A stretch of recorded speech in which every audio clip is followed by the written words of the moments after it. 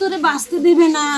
এবার ঢাকা ৮ আসনের স্বতন্ত্র প্রার্থী ও ইনকিলাব মঞ্চের মুখপাত্র শরীফ ওসমান হাদির ওপর হামলার ঘটনায় ভারতীয় গোয়েন্দা সংস্থা জড়িত থাকতে পারে বলে অভিযোগ করেছেন হাদির বোন মাহফুজা। শুক্রবার বিকেলে হাদি গুলিবিদ্ধ হওয়ার খবর জানতে পেরে ঝালকাঠির নলছটি থেকে ঢাকা মেডিকেল কলেজ হাসপাতালের উদ্দেশ্যে রওনা হওয়ার সময় তিনি কান্নাজড়িত কণ্ঠে গণমাধ্যমকে এই কথা বলেন। এর আগে সামাজিক যোগাযোগ মাধ্যমে ছড়িয়ে পড়া এক ভিডিওতে দেখা যায় হাদির কানের কাছে গুলি লাগার পর ভাইয়ের শোকে কাতর হয়ে হাদির বোন বলছেন, ভারতের আমার ভাইকে বাঁচতে দেবে না, তোরে ভারত বাঁচতে দেবে না, আবরারকে যেমন মেরে ফেলেছে তোকেও মেরে ফেলবে, দেশপ্রেমিক মানুষ থাকবে না। শুক্রবার জুমার নামাজের পর হাদি গুলিবিদ্ধ হন। তারপর থেকেই সারা দেশে চাঞ্চল্য তৈরি হয়। পাশাপাশি কে তার উপর হামলা চালিয়েছে তা শনাক্ত করতে নেমে পড়ে পুলিশ। এর পাশাপাশি ঝালকাঠিতে চলছে তীব্র বিক্ষোভ।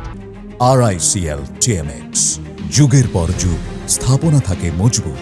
শেষ খবর পাওয়া পর্যন্ত হাদির ওপর হামলার প্রতিবাদে ঝালকাঠিতে সড়ক অবরোধ করেছে জুলাই আন্দোলনের সমমনা দলগুলো। সেখানে বৈষম্য বিরোধী ছাত্র আন্দোলন, এনসিপি, গণ অধিকার পরিষদের কর্মীদের সরব উপস্থিতি লক্ষ্য করা গেছে।